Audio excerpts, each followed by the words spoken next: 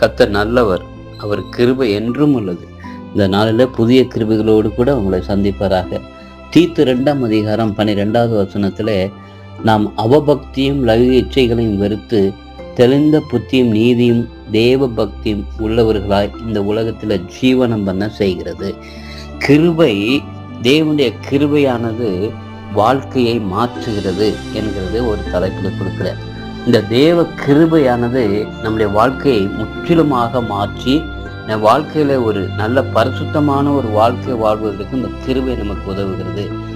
தேவனுக்கு எதிராக விரோதமாக பாவம் செய்யாமல், அவருக்கு விரோதமாக வாழாமல் இருக்க அந்த கிருபை நமக்கு உதவுகிறது.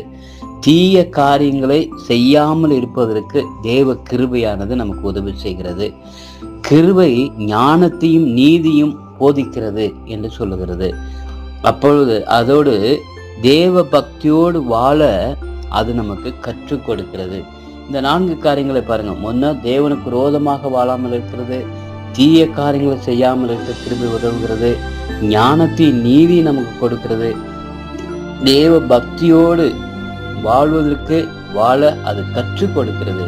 இப்படிப்பட்ட ஒரு பெரிய பண்புகளை தேவ கிருபையானது நமக்கு கொடுத்து இந்த உலகத்துல ஒரு செம்மையான மக்களாக, ஒரு குற்றமற்ற ஒரு ஒரு பழுதற்றவர்களாக தேவனுக்கு முன்பாக நிறுத்துவதற்கு இந்த கிருபை நமக்கு உதவுகிறது.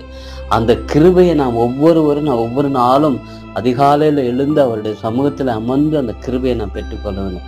இந்த கிருபையை நாம் பெற்று நாம் வாழும்போது இந்த உலகத்துல வாழ்க்கையே மாற்றி, மனிதனை மாற்றி நம்ம ஒரு புது வாழ்வை கொடுத்து நம்மை ஆசீர்வதிக்கிற ஒரு தேவனாக இருக்கிறார். அப்படிப்பட்ட கிருபைகளை இந்த நாளிலே உங்களுக்கும் கொடுத்து வழிநடத்த நாங்கள் ஜெபிக்கிறோம். தொடர்ந்து ஆண்டவர் உங்களை கொடுத்து ஆசீர்வதிப்பாராக. தொடர்ந்து நாங்கள் ஜெபிப்போம். நல்ல தகப்பனே, நமக்கு ஸ்தோத்திரம். தேவ கிருபையானது ஆண்டவரே எங்களுக்கு எவ்வளவு பெரிய ஆண்டவரே, எவ்வளவு நல்ல காரியங்களை கொடுத்து எங்களை ஆசீர்வதித்து வழிநடத்துகிறது. எங்கள் வாழ்க்கையை மாற்றுகிறது. இந்த வாழ்க்கையில ஒரு நல்ல தெய்வ பக்தியோடு வாழ அது கற்றுக் கொடுக்கிறது. அப்படிப்பட்ட கிருபையை நாங்கள் பற்றி கொண்டு வாழ்வதற்கு எங்கள் பிள்ளைகள் ஒவ்வொருவருக்கும் நீர் அனுக்கிரகம் பண்ண ஜெபிக்கிறோம். காத்துக்கொள்ளுங்க, வழிநடத்துங்க. இயேசு நாமத்துல கேட்கிறோம், ஜீவனுள்ள நல்ல பிதாவே. ஆமென், ஆமென்.